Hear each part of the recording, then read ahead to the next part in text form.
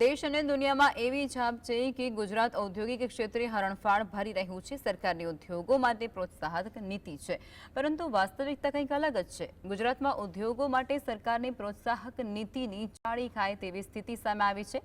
ગુજરાતમાં 2 વર્ષમાં 5455 જેટલા ઔદ્યોગિક એકમોને તાળા લાગી ચૂક્યા છે, અને જેમાં micro, small and medium enterprise એકમોનો સમાવેશ થાય છે।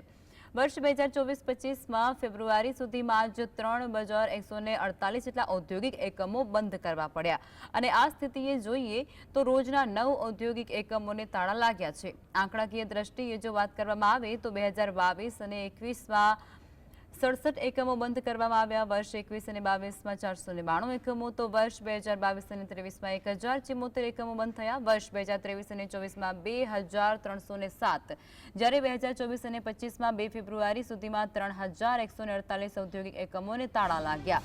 દેશભરમાં આવા ઉદ્યોગ બંધ થવામાં ગુજરાત મોખરાના રાજ્યોમાંનું એક છે, અને તે ચિંતાનો વિષય વધારી રહ્યું છે। જાણકારોના મતે એમએસએમઈને હાલ ફાઇનાન્સનો પ્રશ્ન સૌથી વધુ નડે છે, અને લોન આપવાની વાત આવે ત્યારે બેંકો એમએસએમઈમાં આવતી મોટી ઇન્ડસ્ટ્રીને લોન આપે છે, પણ સ્મોલ અને માઇક્રો ઉદ્યોગોને લોન નથી મળતી।